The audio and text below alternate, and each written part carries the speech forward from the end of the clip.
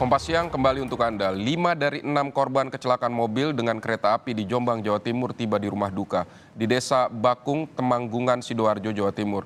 Menurut rencana, 5 jenazah akan segera dimakamkan di tempat pemakaman umum desa setempat pada Minggu siang.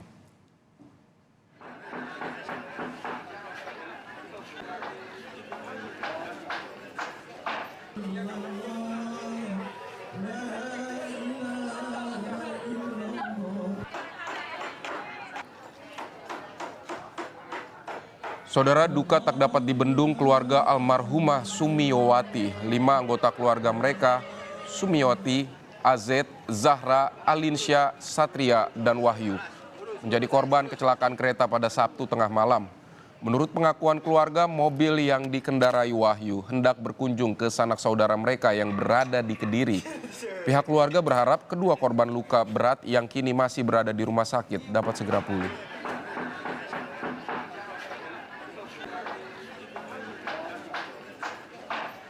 Informasi dari pihak keluarga, beliau-beliau ini mau berkunjung keluarganya yang ada di Kediri, sehingga ini rombongan satu kendaraan itu 8 orang, keluarga dari Bu Sumiowati, termasuk ibu, menantu, anak, cucu, dan 6 meninggal dunia, yang 2 masih dirawat di rumah sakit. Kecelakaan mobil dengan kereta terjadi pada Sabtu malam di Desa Jabon, Jombang, Jawa Timur. Mobil yang berisi 8 orang asal Balong Bendo tak menyadari ada kereta yang sudah mendekat saat menyeberang di perlintasan tanpa palang pintu. Seluruh jenazah dan korban dibawa ke Rumah Sakit Umum Daerah Jombang untuk dilakukan otopsi dan perawatan.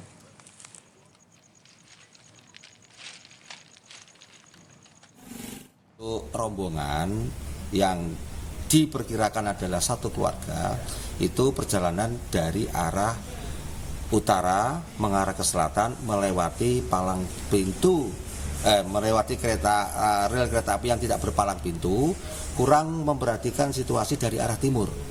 Nah, sehingga ada kereta api yang berasal dari arah timur mengarah ke barat menabrak kendaraan dari rombongan tersebut, Mas. Demikian. Langsung saja kita sapa jurnalis Kompas TV Muhammad Syaifiuddin untuk informasi terkini. Selamat siang Syafi, bagaimana kondisi korban luka yang saat ini berada di RSUD Jombang?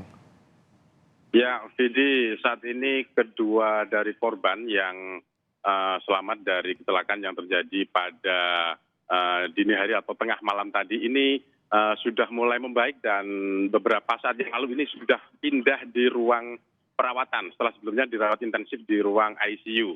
Akan tapi kondisi kesadaran dari kedua korban yang selamat, yakni Fikri dan Aringgi, ini masih belum sepenuhnya sadar. Tim medis dari RSUD Jombang saat ini masih melakukan evaluasi terhadap kondisi kedua korban ini. Apakah nanti tindak lanjut dari penanganan yang akan dilakukan, apakah dilakukan operasi ataukah dengan tindakan medis lain. Dua korban selamat ini merupakan anggota dari 8 penumpang mobil minibus Luxio yang semalam ini mengalami kecelakaan di perlintasan kereta api tanpa palang pintu di Desa Jabon, Kecamatan Jombang Kota, Kabupaten Jombang. Nah, di perlintasan tanpa pintu tersebut memang saat malam hari kondisinya gelap dan agak jauh dari pemukiman warga. Informasi dari lokasi memang saat kejadian tidak ada warga yang biasanya saat pagi ataupun siang hari ini menjaga di palang pintu tersebut. Warga yang masih dalam satu keluarga, 8 orang tersebut ini rencananya akan mengunjungi keluarganya yang ada di Kediri.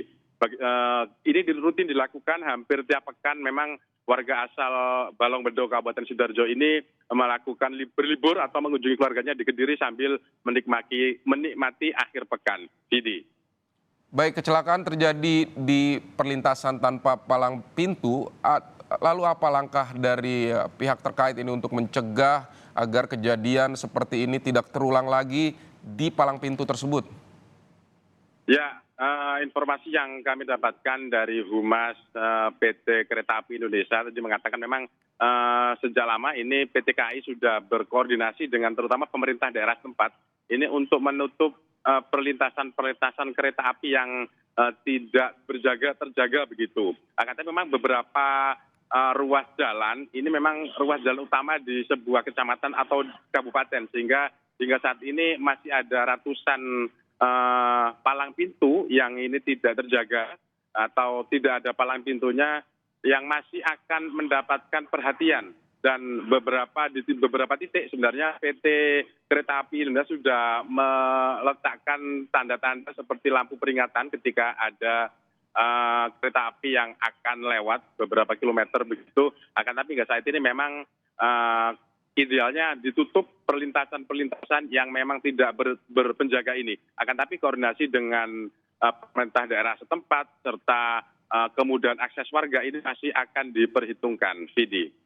Baik, idealnya memang ditutup perlintasan yang tidak terjaga agar tidak terjadi peristiwa serupa. Muhammad Syafiyuddin, terima kasih untuk laporan Anda.